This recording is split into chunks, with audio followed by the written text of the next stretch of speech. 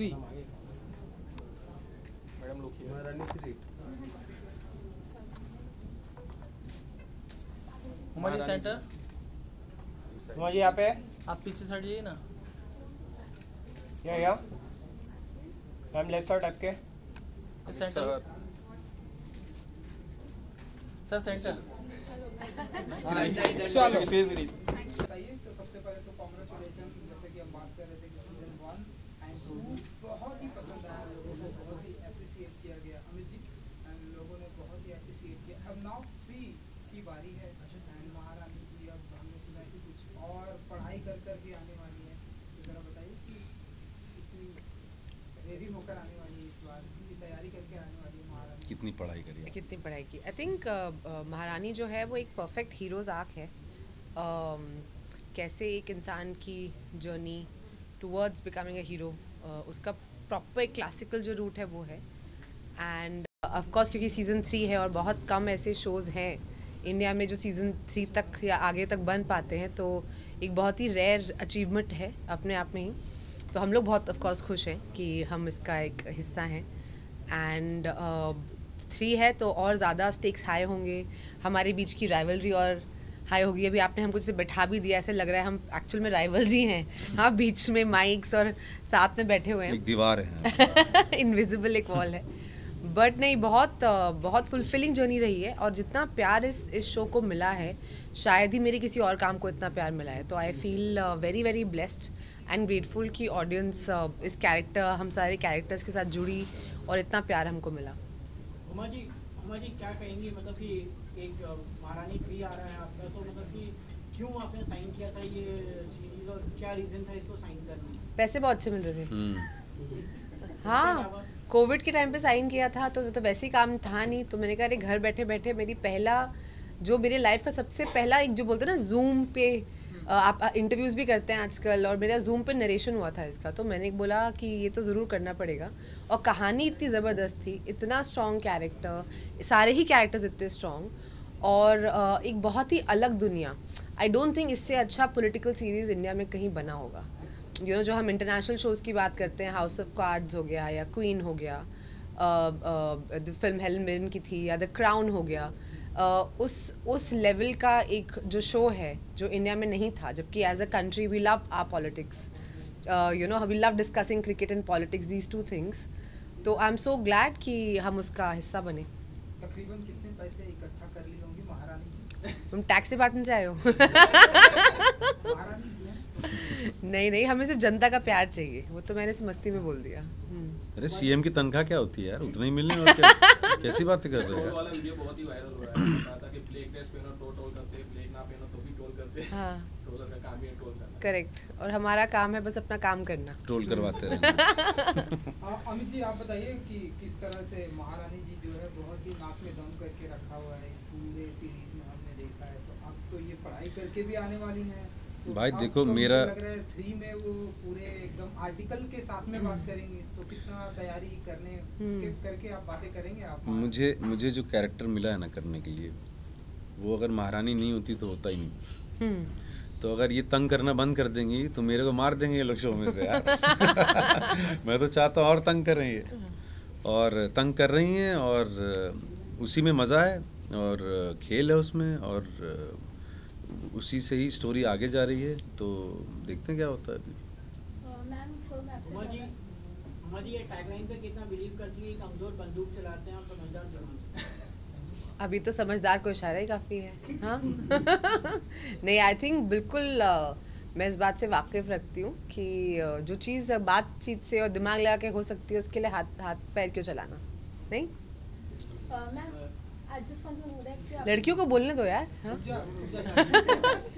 मैं आपसे ये जानना चाहती हूँ, आप दोनों से एक्चुअली जब कोई भी आप रोल प्ले करते हो तो आप उससे कुछ ना कुछ सीखते हो। तो आपने रानी से और आपने नवीन से क्या सीखा था, मतलब शो के दौरान? रानी से मैंने सीखा कि बहुत ही मुश्किल बात को बहुत अगर सरलता से बात उसको रखने की कोशिश करो तो की जा सकती है। हम ना बहुत बड़ी बड़ी बातों में उलझ जाते हैं, और रानी क्योंकि बहुत ज़्यादा पढ़ी लिखी नहीं थी, रादर 4th ही तक पढ़ी थी, तो और जब ये पॉलिटिकल दुनिया में आई, जब ऐसी दुनिया में आई जहाँ की समझ उसको नहीं थी, तो कैसे वो अपने तरीके से, अपनी भाषा से, अपनी समझ से उन बातों को डिस्क्राइब करती थी। जैसे मेरा बहुत फेवरेट एक सीन है सीज़न 1 से, कि जब वो पहली बार असेंबली में आती तो बोलती कि अरे इतना मर्दाना सरकार का मुख्यमंत्री आप हमको काहे बना दिए। ना एक्चुअली वो कितनी बड़ी बात बोल रही है, you know, about representation of women. जैसे यहाँ पे भी आजकल देखो तो लड़कियाँ कम ही हैं, यू नो, और पॉलिटिकल सीन में भी कम होती हैं, बट रिप्रेजेंटेशन बहुत ज़रूरी है। But of course she did not understand the words और द कॉन्सेप्ट्स, वो सिर्फ अपना एक्सपीरियंस बता रही थी। So I think this is what I learn from Rani Bharti. मैंने ये सीखा है कि क्या नहीं सीखना चाहिए क्योंकि मैं वो नहीं हूँ जो ये इंसान है। तो पहले भी मैं वो नहीं था जो ये इंसान है अब उस पर ठप्पा लग गया है कि मैं एकदम सही जा रहा हूँ लाइफ में, इससे कुछ सीखने की ज़रूरत नहीं। जी, रियल लाइफ में ऐसे कौन से पॉलिटिकल लीडर है जो आपको अच्छा लगता है या आप उसकी यही क्वेश्चन पूछने से मना किया था। यही मना किया था ना, ये नहीं पूछ सकते। ये पूछ लिया क्या? रियल लाइफ में ऐसा कौन सा पॉलिटिकल लीडर है जिसको आप इंस्पिरेशन मानते हैं? मैं ज़्यादा जानती नहीं हूँ लीडर्स को। किसी को भी नहीं जानते? हाँ, मुझे क्या पता यार, हम एक्टिंग, आप लोग आप छोड़ते ही नहीं हो हमारे। यार हमारे स्क्रिप्ट पढ़ने से फुर्सत नहीं है, तुम लीडरशिप की बात और फिर किसी एक का नाम लेंगे तो बाकी खफा हो जाएंगे, तो आप क्यों फंसाने के सवाल पूछ रहे हो? हाँ, आप, मैं हंसती खेलती आपको नजर नहीं आती? जो भी देश में महिलाएं जो राजनीति में आना चाहेंगी उनको आप क्या बताएंगे इस मोदी के साथ के बारे में? कैसे आप अपने सही मतलब असली जीवन में भी राजनीति में कैसे आ सकते हो, आप क्या बताना चाहोगे? यार देखो, मैं कोई पॉलिटिकल पार्टी की स्पोक्स पर्सन तो हूँ नहीं कि मैं लोगों को मार्गदर्शक दूँ कि आप कैसे पॉलिटिक्स ज्वाइन करें। मैं ये बोलती हूँ, चाहे लड़की हो या लड़का हो, आप लाइफ में जो करना चाहें, आप पॉलिटिक्स ज्वाइन करना चाहते हैं, आप एक्टर बनना चाहते हैं, आप कोई बिजनेस खोलना चाहते हैं, आप बैंक में नौकरी करना चाहते हैं, आप जर्नलिस्ट बनना चाहते हैं, आपको जो करना है, आपको वो अपॉर्चुनिटी मिलनी चाहिए। और यू नो, आप कोशिश कीजिए कि आप जिस भी फील्ड को चूज़ करें उसमें आप अपना बेस्ट कर सकें। So that is all I like to say. Maharani 3 का फेवरेट डायलॉग आप दोनों, जैसा कि आप नहीं बता सकते ना अभी यार, अभी कैसे बता देंगे? ये है लिखा हुआ इतना बड़ा डायलॉग। आप बताना चाहेंगे कोई डायलॉग? और देखिए, ये इनका फेवरेट है, वो भाई साहब का, वहाँ पे कि जब एक और बड़ा फेवरेट है कि मुझे याद आ गया, ये धीरे धीरे ना कुरेदता रहता है जब तक कि इंसान तंग हो कि ना इसकी बात का जवाब दे दे। यही तो स्ट्रेटजी है, स्ट्रेटजी।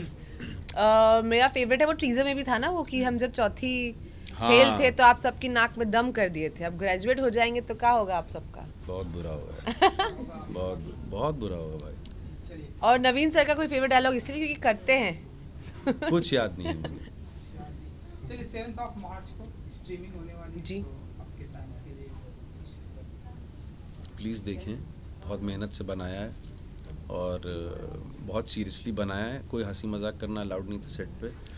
और आप लोग इतने सीरियसली मत देखिएगा, बट देखिएगा ज़रूर 7 मार्च को सोनी लिव पे। Thank you. 7 March also women's day, please watch महारानी। हमने बहुत प्यार से बनाया, बहुत मेहनत से बनाया है।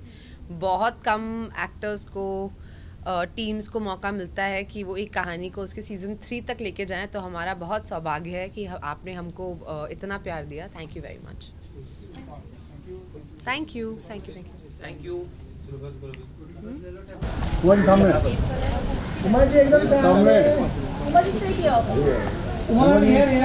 मैम की आंखें नहीं खुल रही है। नहीं आया ना?